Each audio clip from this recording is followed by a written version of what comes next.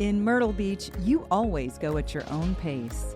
Lie out on the sand, lie out by the pool, go boogie boarding, go surfing, walk the boardwalk, walk the marsh walk, golf at one of 90 golf courses, mini golf at one of 50 mini golf courses, fish off a pier, fish from a chartered boat, go shopping, get drinks, eat the freshest seafood. The list is exhaustive, but the experience isn't. You can go all out or do nothing at all. How you relax is up to you. There is so much to do and explore, whether you're traveling with friends, family, or just yourself. With 60 miles of beach, you're going to find your place. If this sounds like what you need, then this is where you belong. Hey, do y'all like fishing for prizes? Maybe a trip to Costa Rica or a once-in-a-lifetime African safari? Well, the Grand Strand Fishing Rodeo is back. Thanks to the hard work of Visit Myrtle Beach, South Carolina, and Trilogy Outdoors Media, this once-popular event is back and is bigger and better than ever. This event is comprised of 12 monthly competitions that culminate in November with our annual banquet and expo, the celebration of fishing on the Grand Strand. New to this event is the freshwater division that will help include all of our anglers that live and visit the Grand Strand throughout the year. Monthly species winners will receive great prize packages from Bass Pro Shop and Surf Signs and Designs. But most importantly, they will receive an invite for them and a guest to our annual banquet and an entry in the grand prize drawing. So whether you fish the rivers, a pond, the pier, the surf, or a boat, you have a chance to win the grand prizes. To get signed up or for additional information, visit TrilogyOutdoorsMedia.com and click on event. Also, you can visit any of our weigh stations and registration stations to get signed up as well. Best of luck to everyone, and we'll see you at the scale. Trilogy Outdoors. Trilogy Outdoors podcast coming back to you here from Father and Son's Outdoors Media Camp and Catch the Beaver. Just don't leave Catch the Beaver out. Hang on. Baby. Can't leave them out. Or Santee Cooper Country. Nope. And where are we at? Hills Landing, an RV park. There you go. That's my good buddy Jeff Dennis from Low Country Outdoors, from Trilogy Outdoors Magazine, from Jeff Dennis on Facebook. That's right. He's on everything. That's right. He's on everything, but he's sitting down with us right now in Trilogy Outdoors enjoying us. And also, we've got another guest here. Mm-hmm. Jeff, why don't you introduce our guest? Because you're an expert of him already. You've already interviewed him. We've got one of the tournament anglers who's here at Media Camp, Mr. Newell Montgomery from Winston-Salem, North Carolina. He's fished this morning already, and we're going to report that he helps run the Yadkin River Crappie Trail up there in North Carolina, and he'll tell us in a minute what lakes they fish and what's going on up there as far as lake cycles. There you go. Hey, good job, brother. You should be hosting a podcast. You know, you're really good. And I like the notes. Listen, look. At my age now, I've finally given in. I have got to write it down, Newell. If I don't write it down, I forget. That's what my wife tells me. I need to write everything down, but then I don't, and I always forget. Yep. You got to get smart, Bo. Yeah. My wife says the same thing. Well, Newell, it's a pleasure to meet you have you down here. This is your first media camp. Yes, sir. Sure is. Last year was my first, and had a great time. I think you may have heard me last night talking about how I got introduced to live scope and went back, and now I'm the saltwater and live scope, man. It's a dangerous combination. I'm just going to say that much. It is. But you have probably seen crappie fishing go from 8 rods, 9 rods on the bow to using one of those precision casting rods. And let's talk real quick about that. How's it affected the way you fish? Well, you know, I started tournament fishing back in 2012, 13. We, one of my old partner, Mr. Brad Faircloth, we won 2 tournaments way upriver at High Rock, in very, very shallow water, pushing 8 rods. You know, when you're fishing 2-3 foot of water, it's hard to see those fish on any kind of graph. Right. And we just kind of stumbled upon them, and you know, we pushed. Believe it or not, we were pushing 8 rods with 1/4-ounce jigs with 3-inch baits back then, 2012, and just absolutely wearing the fish out in shallow water. The fish had nowhere to go. You know, they can't go down, so they would just go back. You know, the whole rod would almost bend halfway back around the boat using 16-foot rods, 1/4-ounce jigs. I mean, it's nothing like seeing that rod bend over, bend back like that, nowhere to go. And we had 998 hummingbirds. I know everybody who fished. That's what they had back then, right? Fished, that's what everybody fished with. Yeah, you got a 998 inside image, man. You thought you were just king of the hill, You thought you just knew everything. Nothing was going to stop you when you got on the water. You could find brush, find little fish on brush, and man, has it changed. Then the longliners back in the day, I've been very, very blessed to be around some great people. Growing up, I used to watch Whitey Outlaw, Rod King, fish Kerr Lake all the time, Freddie Sinclair, fish Jordan Lake.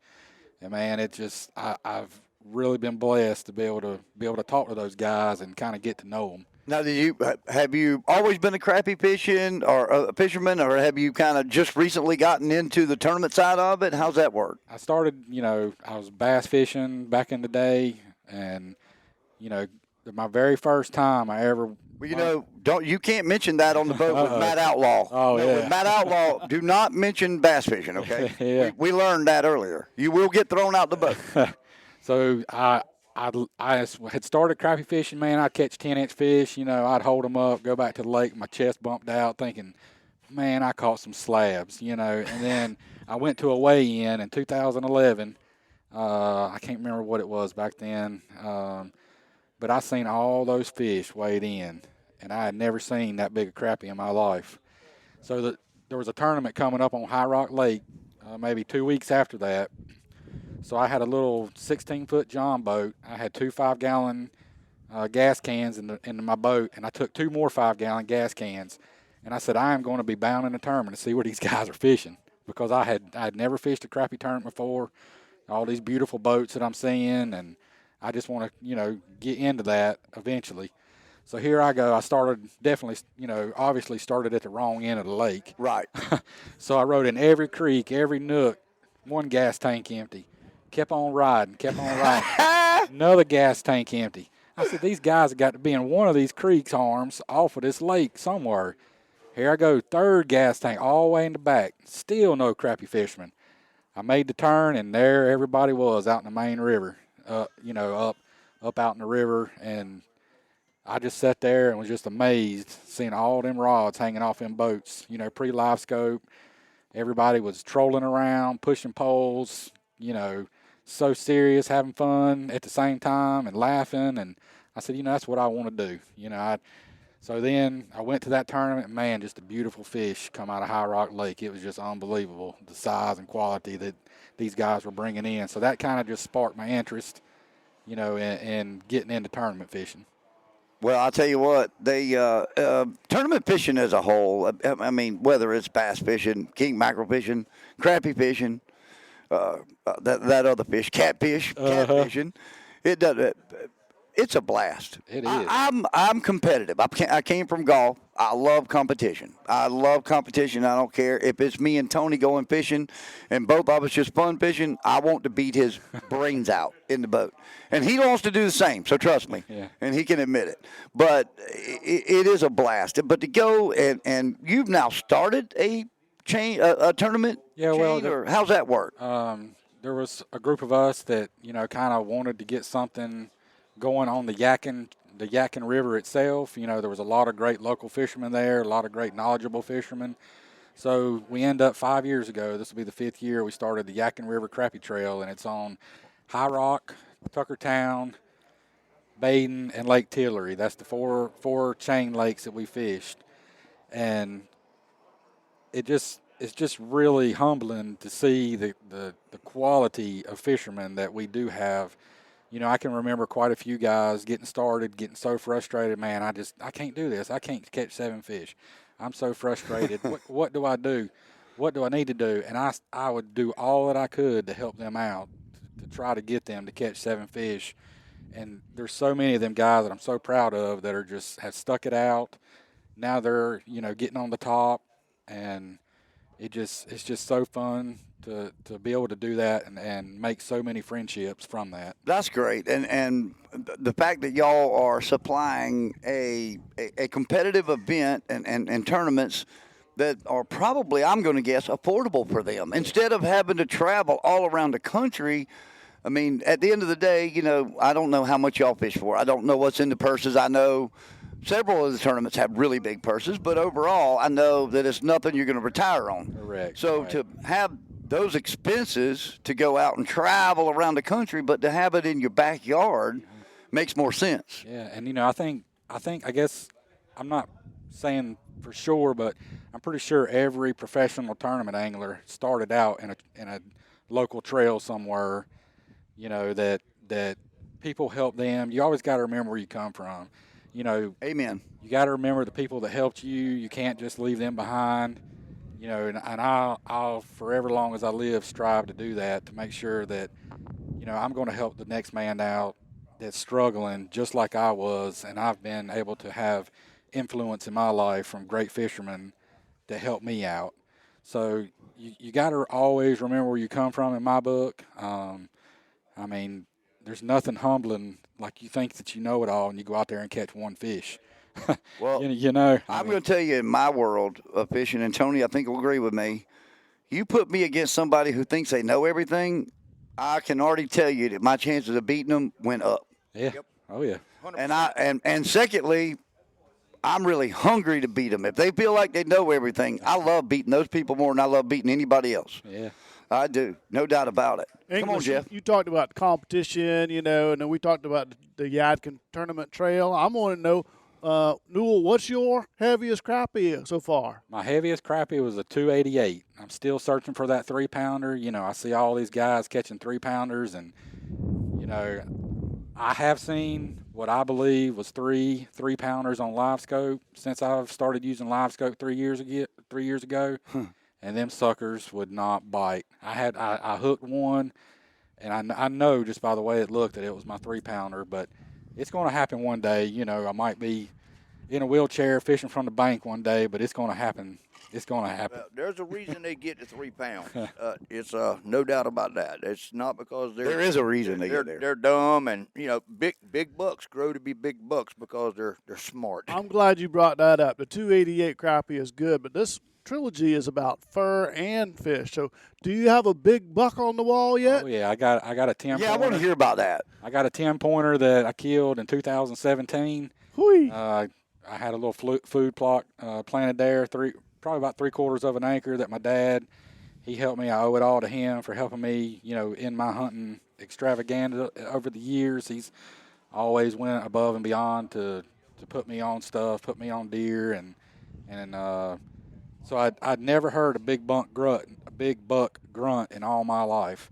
I was sitting in there in the deer stand watching this doe feed in the food plot, and all of a sudden I heard this grunt that it's just unexplainable. Let's hear it. It's a sound you've never heard. We want to hear it. It is. It's a scary sound. It is, but it's a sound that you can't wait to hear again. Yeah. And there's only one place you're going to hear that. And my hair stood up on my neck, my arms. They got these chill bumps, and I just kept looking. Doe kept looking up, looking back, and all of a sudden it was like Bambi's daddy standing there on the side of the woods with his chest stuck out and them horns sticking out of the woods, and I could not look at that sucker no more the rest of the time. He come right across in front of me, quartering away, and I let the arrow fly, and the good Lord blessed me with that You buck. didn't even With a throw bow, it. Yes, too? sir. Oh, Yeah. hell yes. You get Thumbs extra up, props. baby. Yeah. Extra props for that. Yes, sir. I was shaking so bad that I can't believe the thing didn't hear me rattling the steps, you know, coming up the steps of the deer stand. You might have called him in with that. He might have thought you were rattling. He might have thought it was another couple bucks fighting. I had to put my head down, and all I could do was look at his feet, because every time I looked at his horn, I felt like a policeman was pulling me over. You know, somebody, like, you know, how you feel when you're running a little too fast and you Yep. see that state And you trooper see sitting him. down there. Oh, yeah. That's exactly the way I feel. Oh, I'll yeah. never forget it. I felt that. I've felt that before. Well, if somebody wants to find out some more information on the Yadkin River Crappie Tour, where can they go? We have a Facebook page, Yadkin River Crappie Trail on Okay. Facebook, and our numbers, and we don't have a website or anything yet. You know, we're not that big. We just love to see new anglers You know, if you're 16 years and younger, you can bring your kid for free. No, Oh, awesome. we just love to see anybody that's thinking about crappie fishing or want to crappie fish, get into tournament crappie fishing, or if you just want to learn some more about the lake and what kind of fish are in those 4 lakes that we fish, come to the weigh-in. I mean, you don't have to come and fish. Just come to the weigh-in, talk to some of our guys, talk to me, we'll be glad to, if you're struggling. You know, like I say, I really want to try to strive to help the next man out, because somebody's going to be that next man regardless in life. Yep. You know, to help them out, to help them, you know, get the next step. And let me share with listeners that our mentor, our host, Whitey Outlaw, briefed us last night on what we're doing here. We're promoting crappie fishing, but he said we're also promoting the sport, which is just what you just said. Yep. And you said it very well. And Whitey is serious about that. It's not about winning the tournament for him. It's about making the sport better. And that's why we're here today and tomorrow supporting this thing. And that's why we're at Santee Cooper Country, too, because we are here to promote Santee Cooper Country. As much as we've just talked about the Yadkin River, That's right. we Santee do want to Cooper. talk about that. We are here promoting. And we definitely can't leave out, you know, catch the fever rods. You know, Absolutely. When I was blessed enough, me and Shane, we got come down to Whitey's, and he asked us if we would like to be on board with Catch the Fever. It was I don't know, it was a very humbling experience as well. Just to, you know, I'd seen Whitey and, you know, Ronnie Capps and all these guys in magazines and fishing all these tournaments and watch them on TV, and, you know, it was just very humbling to have somebody, you know, come to you and ask you if you would like to be a part of something like Catch the Fever. And the people that Catch the Fever, they are just all about the fishermen. I mean, they put the fishermen first. They want to get the rods in their hands at whatever it takes. Come to the store, come to you know, anywhere that there's a Catch the Fever store or anything like that, and they will get some rods in your hand. You know, sometimes shipping can be a little touchy here and there, but you know, when you got a great product, you're going to sell them, and it's going to be hard to keep them. So, how about a state record? Does it make a difference if you catch a state record? That would be lovely, a state record. What is it now, 20 to 25,000? Yeah, that's what I heard. Yeah, 25 if you got a hat on and using the rod. Right. That's awesome. Oh, man. Well, listen, man, we want to wish you the best of luck, Newell. Thank you so much. I appreciate this opportunity. And, I just love what you guys are doing, you know, the enthusiasm that you bring, and I mean, it's just a blessing to have something like this to be able to listen to during the day.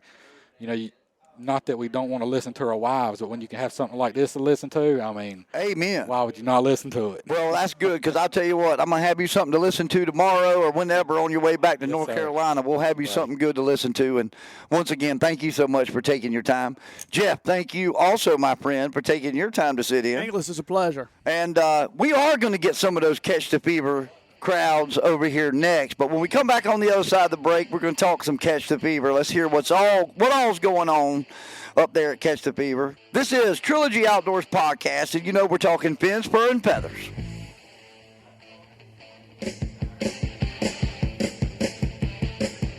Michelob Ultra and Myrtle Beach wholesaler Southern Crown Partners Incorporated know our consumers enjoy relaxing days on the water with Mich Ultra's crisp and refreshing taste in hand. It's important to remember to drink and boat responsibly. Choose to be or to designate a sober skipper before leaving the dock. Do it for your family and friends, your passengers, and everyone else on board. Michelob Ultra salutes all sober skippers who take the pledge. Cheers, and we'll see you on the water.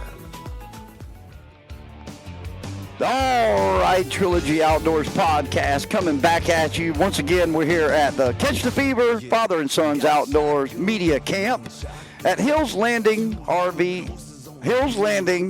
RV Park. I got it right that time. And our next guests are two great crappie fishermen, because business gets in the way now for Shane. Unfortunately, he's busy working, but the other man gets to go out and use all your great stuff. So, that's right. Nick Dowda and Shane, how do you say it? Walser. Walser. Walser. just like it's spelled. I mean, that would make sense, wouldn't it? That's it. I'm from South Carolina, so you have to bear with me. We won't hold that against you. Don't hold that against me. Hang on. Nick is too. Batesburg. He's a little bit higher. Am I right? Batesburg, that's it. I got a good memory. You do? He's Thank got you. that Lake City education, though. So. I do. And then I had 4 wonderful freshman years at Francis Marion. So, but anyway, we're gonna get an education here. We're gonna talk some more crappie fishing, and we're gonna talk Let's talk striper fishing, because you and you've got me turned on. I really want to try that the stealth rod for Kings, and you've got me picked out. You got me set up with the right combination that we think is going to work, and I can't wait to try it. But I don't think it's going to work. I know it's going to work. He knows it's going to work. I've used it. No, it's going to be on me to get the fish on the end of it. That's right. That's the hard part. Hey, you're laughing, but, man, it's important for you to catch fish, too. Oh, absolutely. Absolutely. It is important, because you're fishing those precision rods as well, I'm guessing. That's it. That's it. Precision cast, my go-to rod. I use them all, but that's the rod, 8-foot precision cast. That's my go-to. Now, last year I got to ride with you one day and fish with you one day. We did. And we flew the drone one day with you, didn't I? Did I fly the drone with you? Oh, yeah. And you're making the name for yourself in the crappie tournament world as well. Oh, yeah. I've done pretty well. Me and my partner, we've done pretty well. Past 3 or 4 years, we won quite a few tournaments. So. I think one thing that I really enjoy about this crappie fishing is it's a partner thing. Oh, yeah. Yeah. Now, has there ever been like an individual? There's some people that fish by themselves, but I think here in the future you're gonna see more of that. You're gonna see crab fishing go to a bass style, one person. Yep. One man, one rod. Yep. Do we think a lot of that is because of live scope? Oh yeah, absolutely. You'd have never seen it without live scope. You'd still be here with 2 people, but now you got one person in the boat. Whether it's 2 people or not, you got one person fishing and one person standing out there waiting on the net. I'm going to bend you in a little bit. There you go. Well, do you think that it's made a positive impact or a negative impact on crappie fishing? I think it's bringing more of the younger generation, getting more people into it.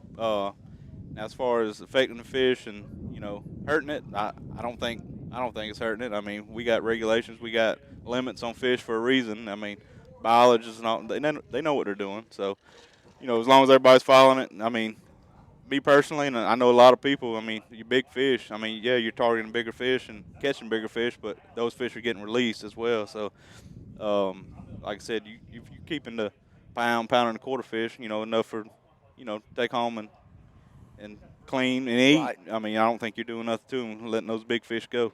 Well, I'm going to tell you that what I got to see on Live Scope this morning with Matt makes me feel that the crappie fishery here on Santee is healthy. Oh, yeah. It's great. And that's another thing with live scope to show you. You pull up and see 200-300 fish sitting on the brush pile, and you catch 3. Yep. There's plenty of fish out there. Yeah, but the other thing is when you don't catch one on that pile, and I don't care, it don't matter what rod you got, what bait you got. It don't matter. God gave them fins for a reason. Yep. And they're not the dumbest things around. You got that right. But sometimes they just don't bite. Yeah. Sometimes they just the live scope's fantastic, but it also aggravate the fire out of you. Yep. Now, when you and you still tournament fish? I still fish some, not as much as last year, but I still try to hit some of the local trails and do what we can. But, yeah, I still love to fish. I still guide every now and then in North Carolina. That's right. You were a guide. Where in North Carolina do you guide? High Rock, Yakin Chain. Yeah, man.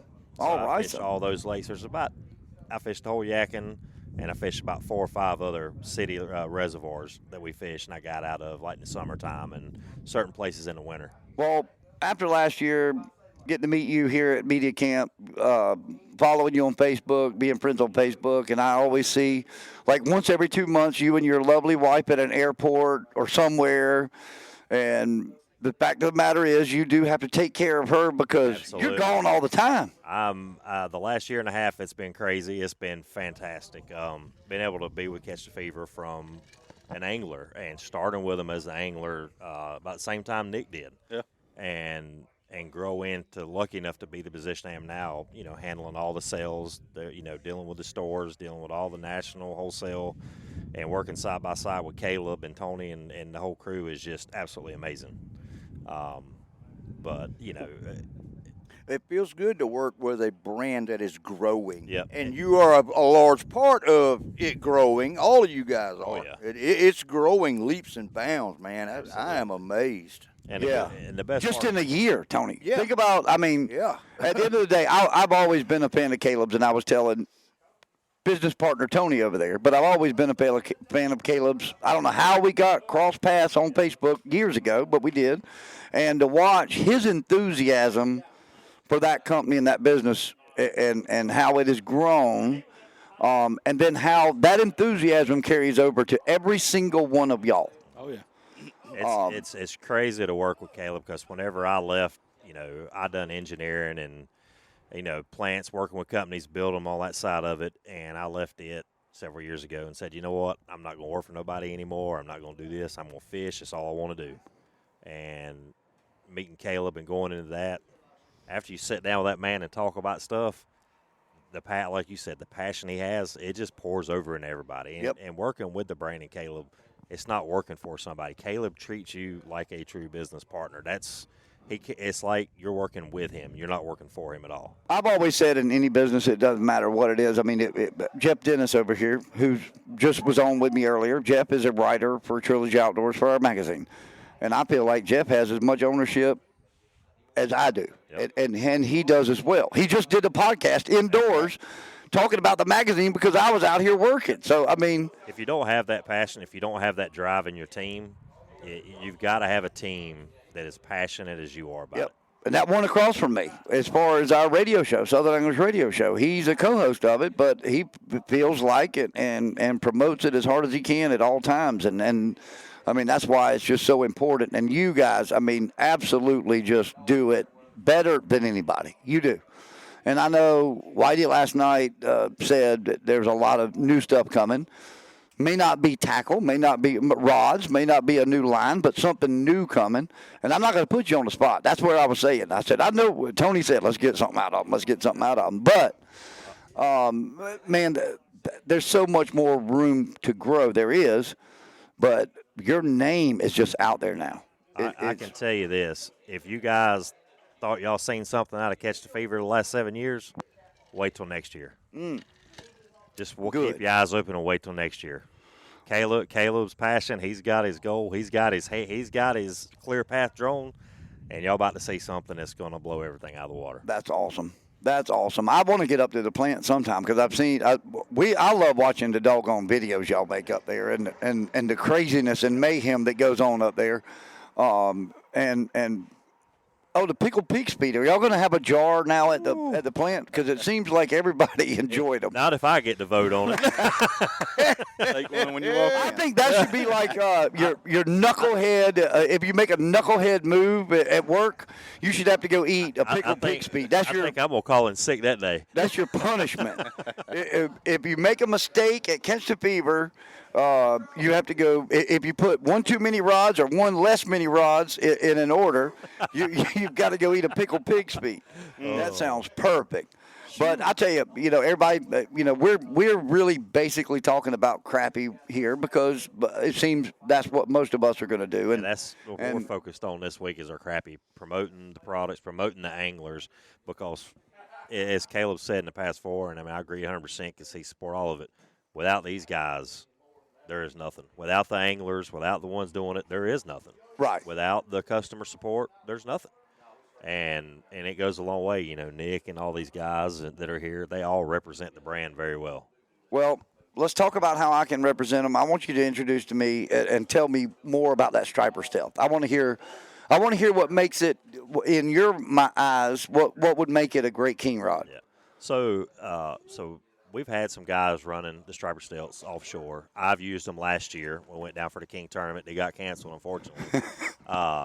But we've had some guys running them for a while and done it, and they work really well. With that tip, the way it's designed, with that indestructible tip and the way it works and the action in that rod, pulling live baits like you guys like to do when you're out there king and Big Spanish. I mean, it just has the backbone it needs, but you've also not got that super strong tip to where that bait's not getting yanked around. Right. You ain't red nosing that bait. You ain't Yep. you ain't ripping him through that water. And the action on them is is just phenomenal. And a lot of people don't understand how important that is. And honestly, if you're not a king mackerel fisherman, you don't understand. If you're in a 2-foot chop and trolling along at 1.5 to 2.23 miles an hour, when you go over those waves, the boat goes over one, and your bait may not be to it yet, and that boat makes that quick little subtle pull. It's going to jerk the bait with it. It's key to keep that live bait looking great and lively is having that soft tip. And that's the thing about it. If people don't understand, jump into water, grab somebody's boat, let them just knock it in gear and drag you in idle and see how long you want to hold on. Watch what happens. Exactly. I say it's that you got to have that rod as that buffer, and it does. That striper stealth rod does insanely well. It's crazy. But people don't realize it, but when you're trolling a bait back there, and it's coming across, even if it's just a light little 8-inch chop. Yep. And it's just a ripple chop. Think about how many times in 1,000 yards that bait is getting snatched off the backside of a wave and slammed into another wave. That's right. 10,000, 15,000 times. A lot. I mean. That bite's slow. It could be hours. I mean, yes, it's a lot. It's detrimental to them to keep getting. I mean, could you imagine somebody slamming in your head in the water 300 times? I mean, ain't gonna last long. You wouldn't be in the greatest mood to swim and act lively either. All right, so we got the striper stealth, and I just shot some video for you inside with you unsheathing the new Hellcats in there. Yep. Talk about the Hellcats. So the Hellcat rods, the Big Cat Fever rods were the OG. That's the original Catfish rods. That's what started the brand. That's what Caleb and Tony, that's what they started the brand with. Then it kind of evolutionized from there to the striper rods. And then they went from the striper rods into, I believe the crappie trolling rods come out. And then we kind of got help on that. But then the Hellcat launch. And when the Hellcat launch, it is not a S-class. It is a composite mixture rod. That is a lighter rod. When you pick it up, it's a lighter rod. It's got the backbone you need, but it's got that same sensitivity these guys are looking for, whether they're pulling planer boards, whether they're dragging baits across the bottom. Right. Whatever they need, and those rods are just really defined and built to do anything you need to in the catfishing world. Well. And other species, not just that. I mean, that's what I was thinking. We've got these rods. I mean, if you've seen the launch of the Hellcat video, I mean, it was up in catching sturgeon in Hell's Canyon. Yep. And then we've got them in Florida catching alligators. We're catching alligators on them. I mean, you use them. We got them in Alaska catching huge halibut. I mean, you name it, there's rods going everywhere that people get their hands on them. They've got them. They're using them. Well, when you're talking a rod that is probably on average going to catch something in 20, 40 pounds, I guess, it would be an average. But also you got to have that ability when you're putting guys like Zach Royce out there, triple digits is not out of the question. No. Let's talk about a state record. What if you get a state record? Don't you get something? Isn't there some deal? So, yeah, we got. Do you like to share that, or do you like to keep that secret? No, it ain't. No, we share it. We post it. We're proud to say that we're the only brand that does that. You catch a state record on our products. The first thing to do is go to catchfever.com and look in there. You can see the record, what the rules are, what species, what rods you need to have for what species you're doing. If you break a state record and with one of our products, you can win $20,000. If you catch a state record on the products and you are wearing a piece of apparel, a hat, a shirt, that's a $5,000 bonus. Yep. So you can get up to $25,000. On all of our state record programs, there's a list of rules on it, but one of the main keys that really works on the crappie side, the catfish side, the stripe, everything. All the fish, to win that, all the fish have to be certified and released alive. Right. It have to be released alive as part of the criteria. It's got to be in a public body of water. We've had some state records. North Carolina channel cat got busted this summer, but they called it in a private pond. Now it's still a heck of an accomplishment, but they called it in a private pond. It wasn't a public body of water. Oh, so that's no. why it's important to read all the rules that we have. Yep. Which is, you can't take that. If you called a state record, I don't care where you're at, I'm still be proud of that, whether I get a check or not, because I've done something you better that know it. only a few people get to do. But knowing you got that chance for 20,000. Yeah, you got that chance. Do y'all offer one for the world record? Yep. Yeah, so, I mean, that's just, Del Lowe caught back in the late teens, Del Lowe caught that 141 on Kerr. It was 1.5 pounds short of the world record. Oh. And they caught that fish, and everybody, talking to these guys, these big catfish, they get them in the live wells. You leave them in the live wells for a long time, they'll puke up a bunch of water when they're sitting there. Well, they all said if that fish would have went across that morning, because they caught fish, kept it in live well, and kept it till afternoon. He lost enough weight. Kept him in the live well to go fish the way in the tournament. That 1.5 pounds. Well, they lost. God, no, I can't. They said several people, but it would have probably broke it. Oh, yeah. Well, I mean, you're talking about a catfish of that size. There's nothing to have a gallon of water. Exactly. That weighs 7 pounds. That fish was caught in a tournament? Mm-hmm. Caught it in a tournament, and if they would have just left and went and waited, it probably would have broke. Why wouldn't you? I mean, come on. They wanted to have that. He's got Del Lowe. They wanted to have that. If you got a fish like that and you're in that tournament, if y'all called a big king, y'all want to run in early, or y'all want to be like, no, we're going to be the wow factor and we roll in. No. This one right here, no. I'm gone. I don't care if he throws all the rods out the back of the boat. He's done. He's gone. It almost cost me $30,000. East Coast got him on 3 months ago. Had that 40-plus pounder in the boat. We were 89 miles away from the scale. And my partners wanted to fish for another hour, and I said, absolutely not. I said, here's what I'll give you. We'll troll right across the spot where we caught that fish one more time, and then we gone. Now, we did. We left, and about 45 miles into the trip, we lost an engine. And we knew we had a $30,000 to $80,000 fish in the boat. Yep. Fortunately, we got the issues figured out and made it.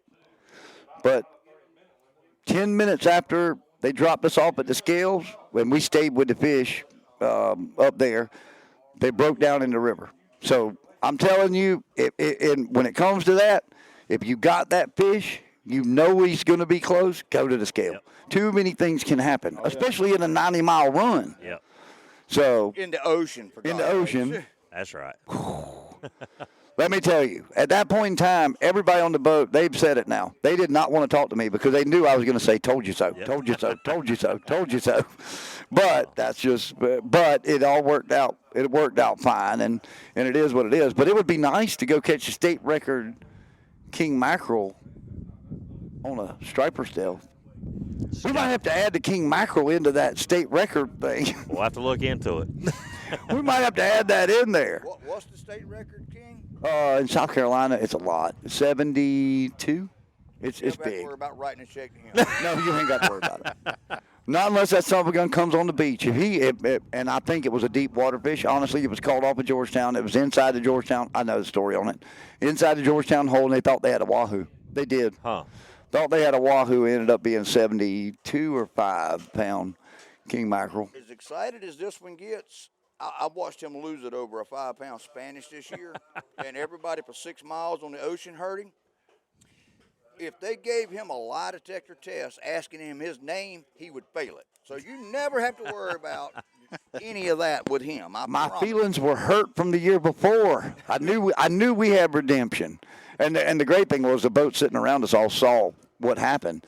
But I'm going to tell you, I know, and I'm going to tell you, I don't see where we couldn't catch those same fish on the precision rods. Thank you. Do you not agree with those live mullet? With those live mullet like we do? 100%. That's what I mean. I know, Shane, we got to quit playing around with this. We got to get it scheduled. We're going to work our butt off to get it done this winter. And we're going to catch some trout. And bull red. And another one, sheep's head. Oh, yes. That's what I'm talking about. Oh, yeah. Another one is sheep's head. Imagine one of them big sheep's heads on that about 7-footer just screaming down through that pile. Oh, yeah. I just think, I think, all right, so I know a lot of things that work against you with that soft tip with a sheep's head, but I also think with the right braid, because I'm a braid man for sheep's head, I just feel like you can feel everything. But I think that rod could do the job all day long. Oh, yeah. Oh, yeah, no doubt. All day long. You saltwater fish at all, Nick? I do. It's hard not to. I do. I'm from Florida, so there you go. I grew up.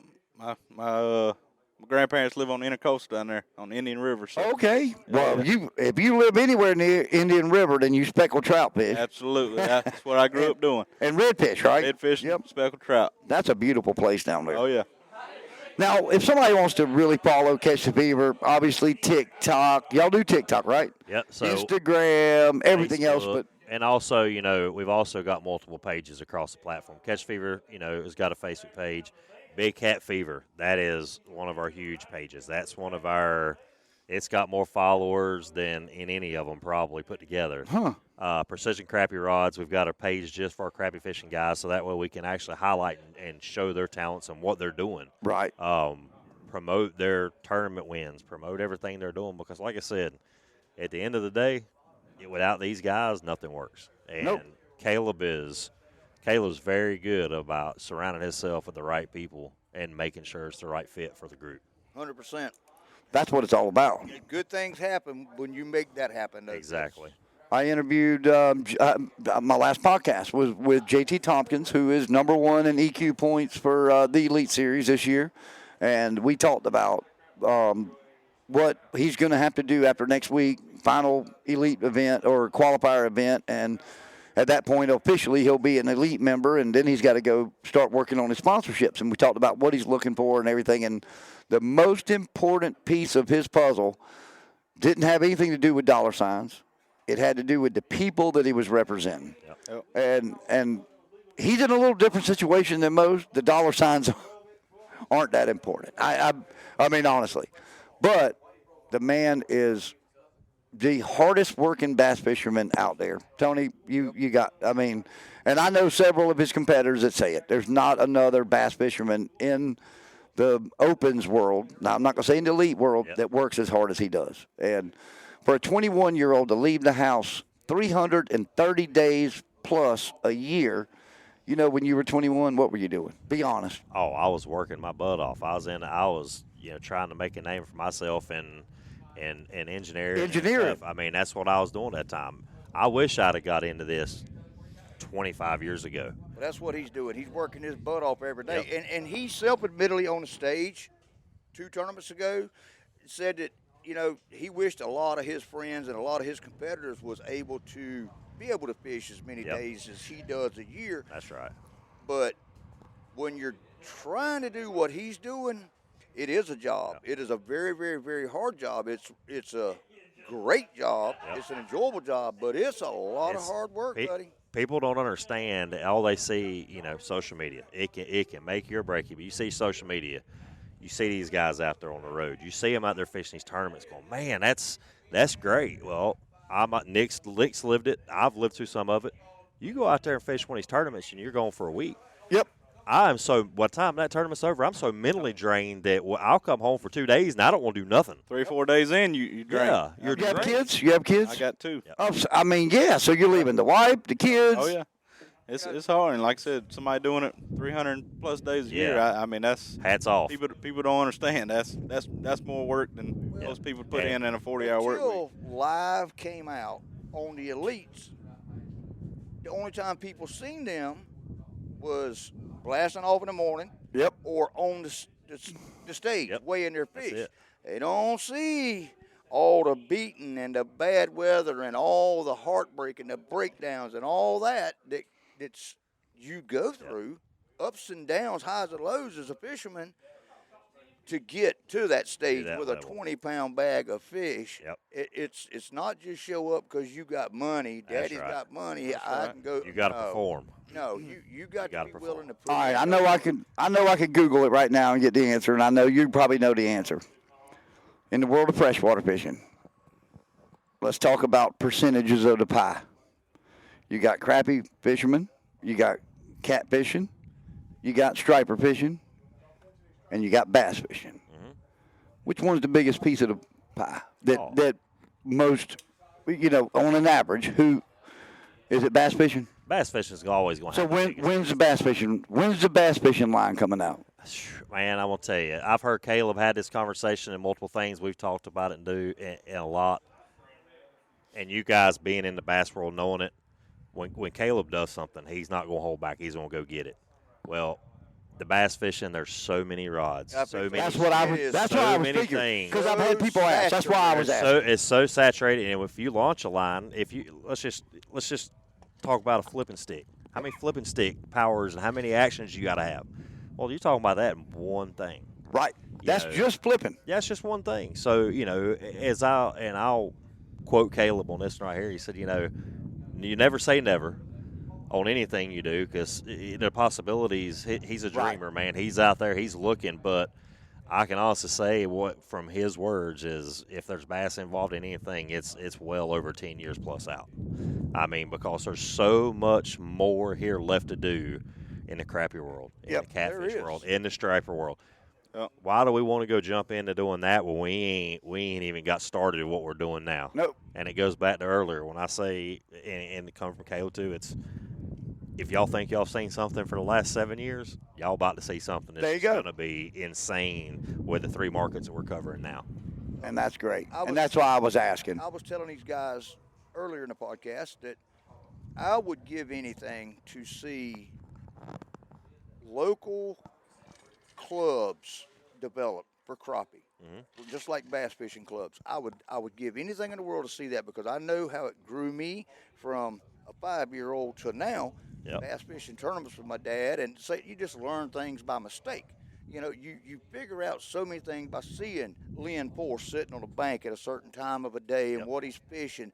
Just not because you're being nosy, you just happen to pass him in the river.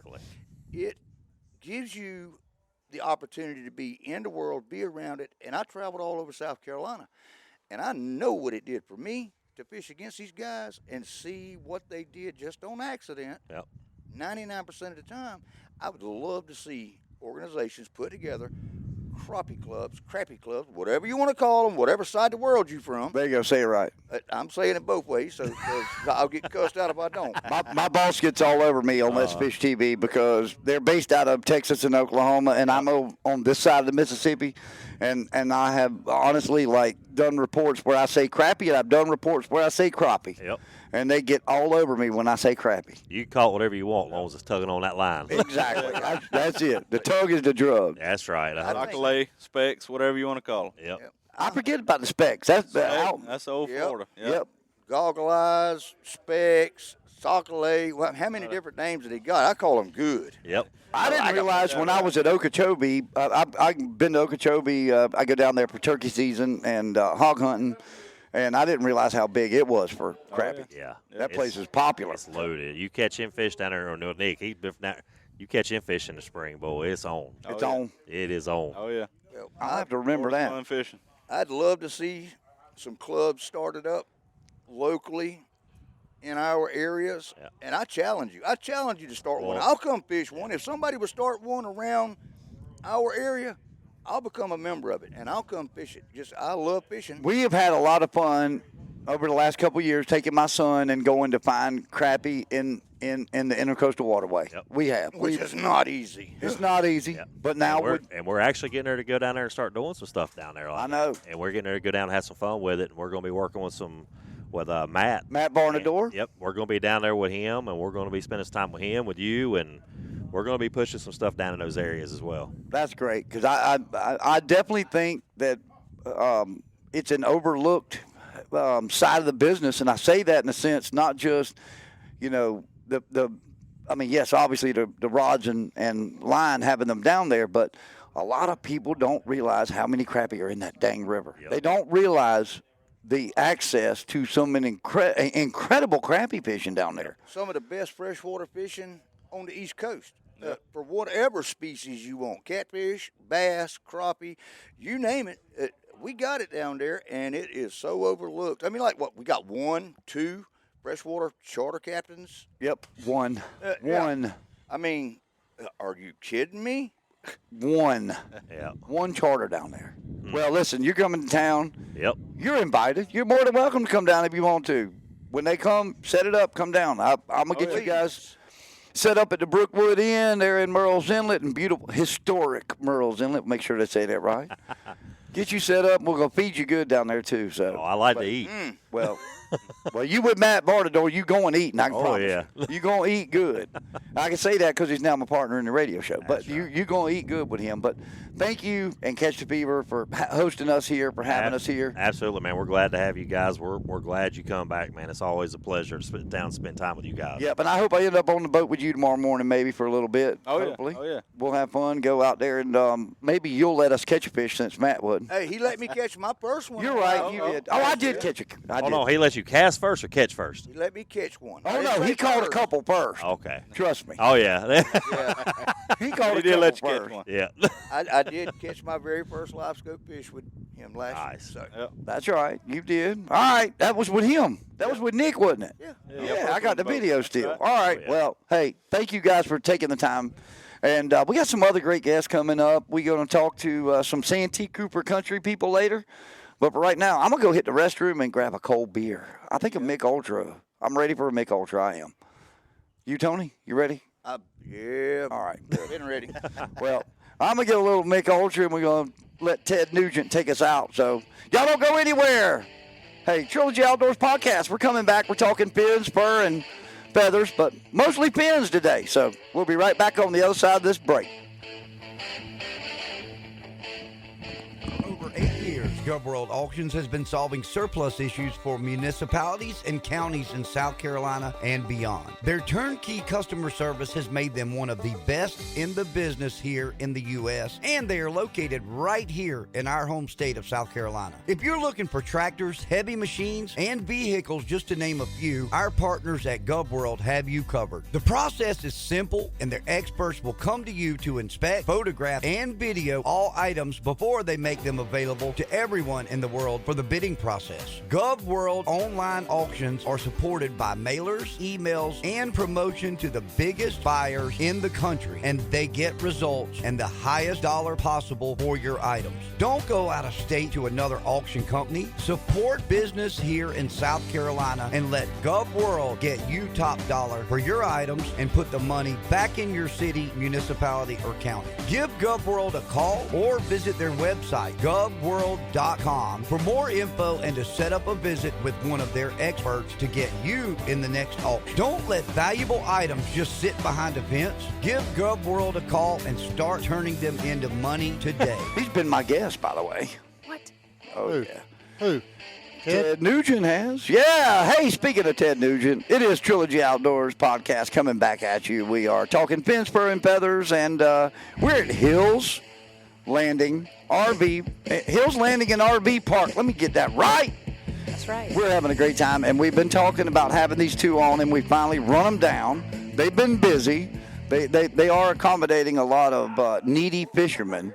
Yeah, they're the worst. They are the worst. Shane, you deal with them all the time, you know. But the You best. know how bad they are. The best. Well, we try, but I'll tell you what, you guys do have an incredible location here. And from what I understand, the last couple years, it's really improved, and Thank partly and mostly because of y'all. And just from the little conversations that we've had, you guys are pouring your heart and soul into this place. Absolutely. And we are so lucky that Shane and the crew here got us set up to come hang out here. What a great location for lunch and dinner right out here, and watching this young man over here fishing, which it'd be nice to see him catch one. Yeah, Yes. I'm telling you, you sit back and get to do these podcasts on the water. I mean, know. it's Yep. what else could be better? Yeah, I know. Other than listen to them while you're on the water Right. fishing. And you can do that anywhere. TrilogyOutdoorsMedia.com. Go click on the podcast and listen there. Like, subscribe, and share that thing. But now it's all about Hills Landing, and we want to talk about this place. Shane, again, I know you really wanted to be involved in this because you're kind of stoked about this place as well. Absolutely, man. I've met Tony and Stephanie probably a little over a year ago. Yeah. Come by, hung out, talked to them about product and everything, and it kind of led into we started to have our spring catfish camp. And I called Caleb. I said, dude, we got to do it here. Right. Because the access location, but not only that, but the people. Because if you come here and meet Stephanie and Tony, you'll definitely want to come back multiple times. I come through here, if I'm within 2 hours, Aw. I'm coming here to stay. Even if it takes me out of the way going home, I'm coming here to stay because coming down, sitting on the water, being around people that love what they do, the accommodations, and just amazing people. Thank And it's you, always Shane. nice to be around family. Yeah, exactly. Yeah. And Thank you, Shane. that's the way you want to feel when you come to a place like this. You know, I mean, listen, we can all try to make it what it is and you know, a 5-star resort and everything else. This is about feeling like family when It you come is. stay here. 100%. And there's no doubt. I mean, I've already talked to Stephanie about trying to find out about Monday and Tuesday nights. I was supposed to have jury duty next week, and my kids are out of school. And we had originally planned to go to Okeechobee and do some fishing and hunting and everything else. That got canceled. So now that they called me today and said my jury duty was off. Yes. I couldn't have been any happier. So now I'm going to come stay here Monday and Tuesday and do some fishing. Actually, I'm going to go try to find all the places where Matt took me today. I'm going to go back. You got your GPS out, right? Oh, You got it on your phone, just Dude, marking them. Hang on. Have you ever heard of the Navionics app? Oh, yeah. Yes. It's amazing how that works.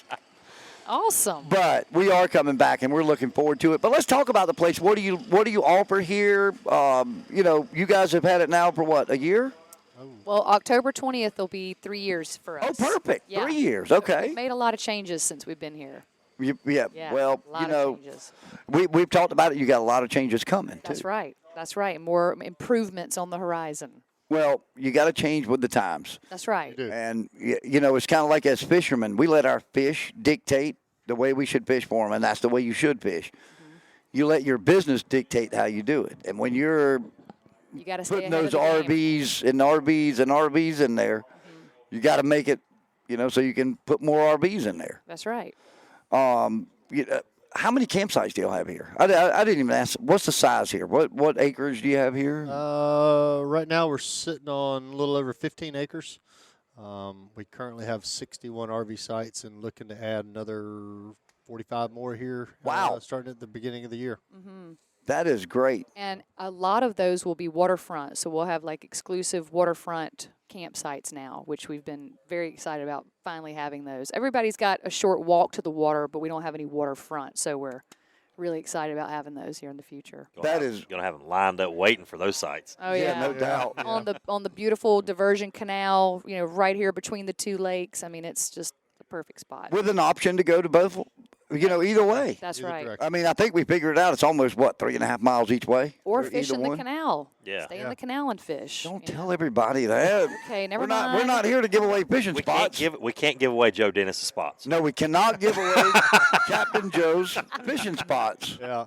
Do you know, not. the best part about people that do come here and do not have a boat, you know, of course, there's, you know, some of the best guides around, right? So, and luckily for us, we've gotten a chance to know more than half of them that, you know, that work off of this lake system, but also off the bank. I know Liam's, you know, young kid over there, he's struggling to catch a bass off the dock. But there's been quite a bit of a boat activity today with, you know, with the Catch the Fever crowd and all the crappie hunters out here today. But there is a lot of big fish been caught off of this bank here.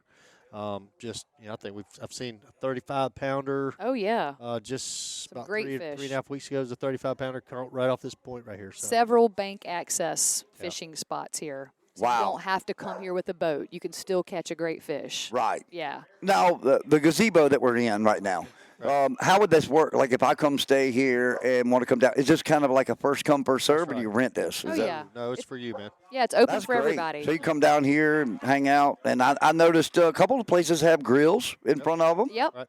That's great because I was thinking about that next week. I got some venison burgers and maybe bringing them for one night, and Sounds delicious. maybe Hunt's Brothers pizza another night. Because I'll tell you what, you sold me on Hunt's Brothers today at lunch. Really? It's not Good. bad, is it? No, it's not. Yeah, it's a really It's good not pizza. bad. Yeah, Cheap it and really is. cheerful and quick. Yes, So. exactly. Now that breakfast pizza this morning was theirs, or was that something y'all made? Theirs as well. There's two. That's theirs. Wow. You didn't get none of that? I Oh, didn't. You're Yeah. missing out. It's- You're missing No, out. hang on. It's called being 30 minutes away from a bathroom while we're fishing. Oh, No, dear. You're still missing out. Yeah, it's called, yeah.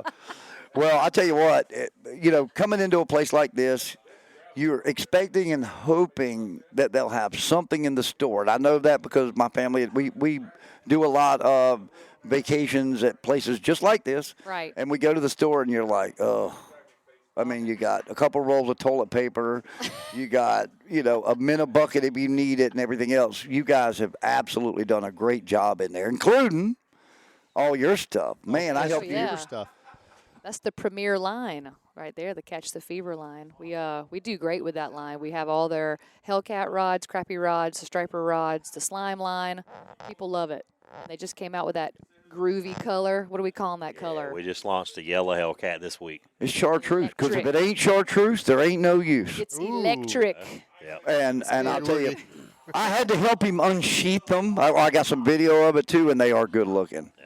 Like that and that striper stealth rod. Oh, now I'm not throwing out any hints, but No. that would look good on my boat going kingfishing. It would really look good. I would have to buy new matching shirts to match those rods, but it would be awesome. I went out cobia fishing 2 months ago with my buddy over in Hilton Head. We went offshore and caught 4 pretty fun, nice little cobia. That was a good run. the Hellcat on rods. The Hellcat rods. So. Oh, yeah. Well, I have seen Hellcat rods catch alligators, sturgeon. Yeah.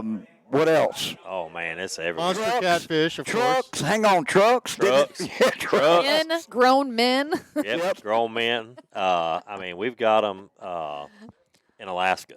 I mean, they're catching halibut on these things. The sky's the limit with the Hellcat rod. It's designed for the angler. It's designed for catfishing, of course, but it's designed for the angler to use it however you see fit. Right. We talked about that. Those they look incredible, and I am one that likes bright stuff. I do. Everybody does. I do. I like bright. Fishing. I do, and I think they look great. Yeah. I would even fish with the pink one. You'd be surprised. The pink ones, they're one of the hot sellers. I mean, it's they're. We get phone calls. We've been at them for a little while now, and the phone calls are just going crazy. They're like, "We want them. We want them. We want them." They should be. They're coming back in stock, kidding it, but it's insane. You see it in waves, but the waves never stop. We've been very blessed with the way the waves have been rolling, and it comes to having people like Tony and Stephanie that believe in the product the same And way. push it. Yeah, That's the other thing. I've always said this, and I've never owned a tackle store, but I've been very involved with promoting them. And I've always said that you can order whatever the hell you want and put it in the store. But if you and your employees don't push it and don't promote it and believe in it, why spend the money? It's hard to push something you don't believe in. That's right. So that is the truth. So we're coming into fall, and I'm going to tell you, that's why it was an easy decision for me to say, hey, we want to come down and spend a couple days next week. Weather looks great. Other people want to come down and do it. Let's talk about the accommodations for now that you offer. Right. So right now, currently, until the end of the year, we have the motel rooms and the 5 trailers. As you know, we're going to be slowly moving more towards campground and away from that. So we will still have 1 trailer rental, possibly 2. Yeah. Check back with us. But we're going full RV. We're going to have, like I said, the waterfront sites, and we found out that a lot of people that have stayed here through the years actually have campers too. And they always had kind of hoped to bring their campers down here. Now that we have RV sites, they're stoked. Now, prior to y'all, there were no RV sites at all. And now we have 61 full hookup RV sites. We got free Wi-Fi throughout the property. We've got some hot food. We've got the store. We've got the boat ramp. We got a little bit of everything. Now, young Liam, we were just talking about, his family's living here right now, right? Is that right? Am I correct? Yeah, his dad's working, he was saying. That's his right. Mother and father are here doing a nuclear project. So okay. They're traveling. I think they'll be here for about 9 months to 18 months. Right. Yep, that's what he was saying, over a year. A lot of people that are working various jobs in the region that come stay here, and they're just stoked. They don't have a boat because they're traveling. They're gypsies, so they can come down here, get on the water without a boat, and catch a fish. Yep, and I tell you the other thing about a nice RV park like what you guys are building here is people come in with the mindset they're going to stay for a week, and you know it's been a month, and they're like, man, we just love it. Yeah. We're going to be leaving next week. Can we keep this site for another week? You know, I mean, that's how it is.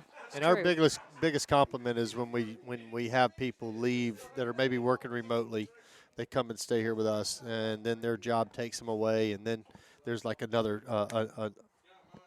project that's associated with their previous project, and they come back stay with us. So that's a compliment to us and all of our staff here. Yeah. So you know, we got a we're great always team. grateful for that. And for anybody that wants to come over and check it out, or come into the lakes and wants to use the landing here, what do they do? Walk in, and we'd have to walk in and pay $5. How's that work? Exactly. If you're not staying here on site, the usage of the boat ramp is free. But if you're not, just like you said, pop into the store, pay $5, get a tag for the truck, and go fishing all day, all night. And that's I can see that happening. That's easy to do. Yeah. You know, as far as somebody checking it out, you guys have a website. It's hillslanding.com. Correct. We got that right. That's we got right. hillslanding.com, and they go on there and check out all that. And can they make reservations on there? Or they call. They can make some short-term RV site reservations up to 3 weeks. They can do that. After that, anything long-term, they need to call us directly. For any Now, type of were you long-term. guys in this business before? No. No, but we were in customer service our whole lives. Yep. So And that's, just said, that's played a big let's part go of it. buy 15 acres at Santee and start an RV park, honey. Yeah. I got a great idea. Hey, Whose idea was it? Hers I or waited yours? tables at Crappie Mike's, and I know you know where Crappie Mike's is at. So, yeah, we've been in I customer service. bartended at TGI Fridays. All of your employees filled my pockets with money every night. Yes, sir. Yes, sir. Right. So yeah, we've been in customer service for a long time, and we had my mother's husband, or I guess he was my stepfather. He owns a big RV park just around the corner, so he's the one that really, Al Jones over at Angels Landing. Oh, yeah. He's the Yeah, one that he planted the seed. he planted the seed and has been so instrumental to our success here. So we And they've got a wonderful place over They there. do. I've been there. They have It's a all by great far place. it's by far the most beautiful campground on the lake system. We're their sister campground, sister so That's perfect. we're We trying strive to be just as good as they are. Well, Yes. that view is pretty incredible. It's It is. amazing. It I really mean, is. And It they've really got is. some of the best crappie bites right off their dock too. So as you know, so Well, Oh, yeah. bass and they're bass fishing over there. I'll tell you, the couple times that I've come down to go bass fishing, we've had club tournaments down here, and I have always found myself never being outside of a mile of over there. Right. Whether it's in that small green ponds, the 2 green ponds back around the corner from there, or right out in front It's great on the old because- road beds. Oh, it's yeah. beautiful over there. It's great because we pass off customers to each other all the time. It's a wonderful relationship that Yep. he's helped us achieve these dreams, and we just keep kind of feeding off each other. So it's been good. That is great. Now, Yeah. hours, like what time? And so if somebody gets here early before you open, obviously there's an honor system for parking. Is That's that right. That's what I There is. figured. But hours, like what are the hours for the store? And Well, such? right now we're in seasonal. We're in our fall and winter hours, which kind of dwindled down a bit. So the store is closed on Mondays. Tuesday, Wednesday, Thursday, we're open 9 to 5. Friday, Saturday, we're open 9 to 7. And then Sunday, we're open until 3. Perfect. Yeah, And y'all don't so- do any live bait at all, do you? we do. We yeah. You do? What do you have? I've got a 3-bay garage over there with 8 big 1,500-gallon poly tanks that when the season picks up. Actually, here within the next week or two, we'll start carrying gizzard shad all sizes. I was going to say shad. 4 to 5 inches up to we got big flag gizzard shad. We carry mullet and herring. Awesome. It gets to be so challenging to quarantine those fish for an excessive amount of time. So we've realized that we're not interested in depleting the resources just for a financial gain. In the summer, like so it's just too hot. Yeah, They are. Yeah, They don't. catching and transporting. Those shad. It's a big challenge. So the mortality rate's just a little bit too high for my financial gain. So we just don't do it. So That's smart. Yeah, well, like mid-October on into, whenever it starts to get hot. When that water gets up around 70-something degrees, they belly up, and it's just not worth it to me. Or, I think I would hope that all fishermen and people would, You're right. would respect that. You would hope. Yeah. You would hope. Unfortunately, you would be surprised, but you would hope that that's the way it is. Yeah, there's we move quite a bit of bait throughout the season. My phone's ringing like crazy when you're getting bait. So I've got a partner in the business. He's the catch man and I'm the sell man. So Perfect. So you don't have to throw the cast net? if I have to, I will. Yeah, he and I will go catch mullet together. But other than that, he's got it. All right, in. you got to tell me, where in the hell do you catch mullet around here? Mullet hole. There's the mullet here in the canal. Just right there at the discharge for where the power plant's at. Horse mullet. Like mullet. Monster Yes. mullet. Okay. Yeah. Yeah. 7, All right, 8 that's what I pound mullet. figured. Yeah. And They come up the Cooper, They just stay here. Is that right? The Yep. Cooper River come up. Yep. Yeah. Yeah, that's another great thing about this particular property is we've got deep water access all the way to Charleston. You know, Yep. A lot of people come they'll and launch do here day and- trips. Yeah, Yeah. they'll trailer their boat here from Columbia, and they'll launch their boat. They'll park their boat for 2 or 3 days. They'll Their car. go across. They'll go down the canal, go across Lake Moultrie, go down the lock system, which is I think the second largest lock in the nation here.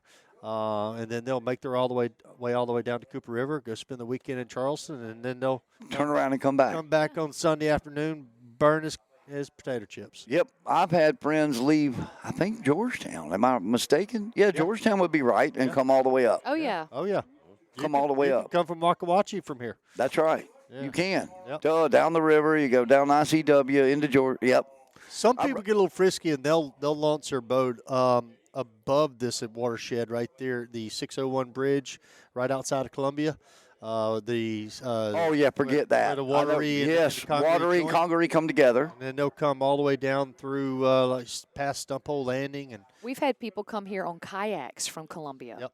And do kayaking and camping trips and stop on the islands, camp overnight, kayak again the next day. I mean, that's for the hardcore, like, adventure, yeah. outdoor guy, guy or gal. It's pretty cool, though. I'm gonna do that. I'm gonna think do it's that, cool. but it's gonna be a kayak with a motor on it. I'll do it on a kayak with a motor on it. But that's a fun trip. Minimum 25 knots, right? Yes. Yeah, but the kayaking here, there's all these, look, they Little call them estuaries. Berkeley Blueways, and there's all these little kayaking trails here. You got the Palmetto walking and biking trail that Right. goes across the whole state. It kind of like cuts right through Mm-hmm. here. So the area is just, I don't know, it's happening. It's gaining a lot of momentum. Well, I'll tell you what, Every the place is aspect. beautiful, and I've heard everybody just talk of. I unfortunately am not familiar with how it was before, but everybody has just had raving reviews about how it is now, and I can tell that this place is going to continue to get better, and at some point the sap is going to be gone. That's my booby trap. Here's the one thing: if somebody's giving you a hard time about hanging out and they won't hang out with you long, bring them right over here, get them to put their arms on there, and they're done. They're not going anywhere. Or we talked about if you've got that friend with the hairy back, Yes. we're going to get him up there. We're going to lay him down, Lay 'em down. and we're going to video when you get him to stand up. It'll be like we want getting a to hear wax that job. scream. Do you No know, doubt Do you about know it. what this room was before? I'm going to guess going it was back- a bait pen. It I was a going to bait say, pen. going back to the bait, yeah, this is where all the bait was where all the bait kept. was at. so- The Pax Landing crowd are some of my best friends, and I've Right. done a lot with them. And their bait house says that they have the two bait houses. Kind of remind me of that. It Right. reminded me of that. So for people that haven't been here, in the last 2 or 3 years, if they show up, they might be like, oh, they don't have bait anymore. Yep. But we just moved it across the parking lot. All right, so what's that up there? That's the cleaning shed. Is it really? Yeah. That's it. That is cool. So you can go in there and close the doors. Well, I mean, it's an open door policy. I don't think there's a door. The door blew off a long time ago, and it's there for you to go clean your fish and Clean up after We just yourself. ask you to take your carcasses back where you got them from. That's awesome. Instead of dumping them here. Please, That's right. Please don't. Yeah, All right, because alligators alligators and they smell. Yeah, so It's amazing. We have one lone carcass. We've seen that one lone carcass, and if he gets in the right spot, you get that whip from it. right. Oh, But yeah. as long as it's over there, we're fine here. Yeah. But that is, coming from saltwater, we clean our fish, throw the carcass anywhere. All you're doing is feeding the crabs and That's pinfish right. and everything else. But Yeah, here it just kind of creates like an eddy when the when the current flows When the down current- this canal. A lot of times it'll hit that little seawall over there and it'll create an eddy and it just kind of circles back. But we used to carry them off, but I was telling the gentleman earlier. I said we were burying roughly 2,000 to 3,000 pounds of carcasses a week. And I literally ran out of real estate. I was burying carcasses every other day, every day. wow! But I bet there was some Insane amounts. incredibly rich soil where you were doing this. Yes, it is. But I tell you, I can't Very even. soft. We've now. got the 10 acres across the street, which eventually we'll develop it. But right now, it's really no good to me because I've got sinkholes everywhere. So I said, yeah, we're gonna have to figure something else out here because now I can't even I can't even drive a tractor over there without falling in a sinkhole. So, wow. So in like 100 years, somebody's going to dig up bones over there. think they found Pee Wee Gaskin's other site. there Does they anybody are. know who Pee Wee Gaskins I is? remember that guy. Yeah. I'm from. He and I are from the same neck of the woods. Ooh. Really? And actually, I've been to his burial sites, and it's pretty amazing. Childhood friends? No, we were not good friends. However, I have seen. I saw him as a kid, and remember when he would drive a Hearst. Okay. Really? And literally, he drove up to the fast fair, and I was there with a couple of my friends, and I remember one of them saying who he was, and even at that age, we were 9 years old. We knew about him, and they knew about him. They couldn't catch him. How old was he at that time? So at that point in time, he was in his 40s, I think, or late 30s. That's pretty wild. Late 30s. So he was a coastal guy. No, he's the coastal killer. He was deemed the coastal killer. I grew up in Lake City, and Prospect outside of Lake City is one of his big burial places where he buried a lot of the bodies. And then the other was he dumped them along the Highway 17 in Georgetown in the marsh. Wow. It's a great book called The Coastal Killer. Yeah. And he was a sick individual. No kidding. He was. It's scary to think that there are people just like him still. Right. But he was a sick individual. Yeah. Now we have coastal catfish killers. That's right. And Coastal crappie and killers. the crappie killers. Yeah. Or crappie, depending on which side of the Crappie river killers. you are. Yeah, crappie. I'm a tomato guy, not a tomato. So, Yep. Well, I guess I'm a crappie guy. Crappie. You're a crappie. I'm a pretty crappy guy. But if you look at it, I'm a pretty crappy. well, I'm a crappie fisherman, but I am a terrible crappie fisherman. But I honestly, but I tell you, it's been a pleasure hanging out. I know we got another day, and we're going to hang out tomorrow, and hopefully get to catch some fish tomorrow, and it not be crappy. But again, the best way for somebody to get more information about here is hillslanding.com. Or go check out the Facebook page. You guys keep it fresh. That's right. Hills You keep Landing stuff RV on there. Park is the Facebook page, and we're also on Instagram at Hills Landing RV. Don't be fooled by the other Hills Landing. That's right. There's an old. Make Hills sure there's an RV in it before Make you sure it click says on RV it. Park in there. Yeah, That's right. That's right. Thank you. Well, y'all come down and see Tony and Stephanie here, and I promise you, Shane, you vouch for it. You have a good time. 100%. If you show up here, you'll never want to leave. You'll always want to come back. Well, thank you all Thank very you much. so I mean, much. it's a great compliment, a great pleasure to have you both here. Well, man, it's been a blast sitting here with y'all. And I tell you what, we're going to actually get this podcast up tonight. We got some more people tomorrow. We're going to have two parts.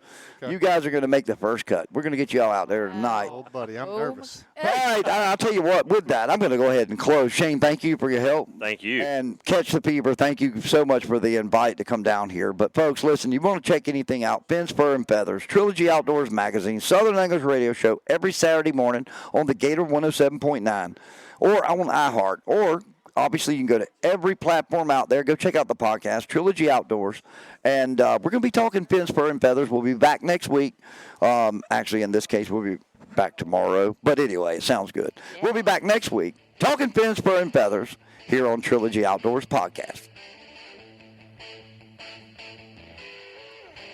Freeman Boat Works and Trilogy Outdoors are proud to announce the addition of Freeman Boat Works to our family of incredible partners. Billy Freeman and his team at Freeman Boat Works epitomize the American dream. From building the first boat in Billy's backyard to a 150,000 square foot state-of-the-art manufacturing plant over the past 15 years, they are building one of the most sought-after boats in the U.S. and beyond. These incredible fishing platforms are built in South Carolina and are second to none in stability, speed, and performance overall. These catamaran designs are engineered not only to get you to the fish fast, but comfortably too. Years of refining designs and pioneering the modern performance fishing catamaran is why Freeman Boat Works is the #1 choice for some of the biggest names in the fishing industry. If it's long runs in the Gulf or the Carolinas, or days you can go fishing in South Florida when most center consoles stay at the dock, Freeman Boat Works is at the forefront in all categories. For more information on Freeman Boat Works and their 6 available models, visit www.freemanboatworks.com. Redefine your expectations. questions. Trilogy Outdoors Podcast is a product of Trilogy Outdoors Media. All views and opinions of our hosts and guests are not necessarily those of our sponsors. Trilogy Outdoors is produced and edited by Trilogy Outdoors Media. Be sure to follow us on all the podcast platforms as well as our social media pages on Instagram, Facebook, and Twitter. And also don't forget our other brands, Southern English Radio Show and Walk 'Em All Outdoor Magazine. To find more information, visit TrilogyOutdoorsMedia.com. And remember, if it's anything dealing with fins, fur, and feathers, you're going to find it right here on Trilogy Outdoors.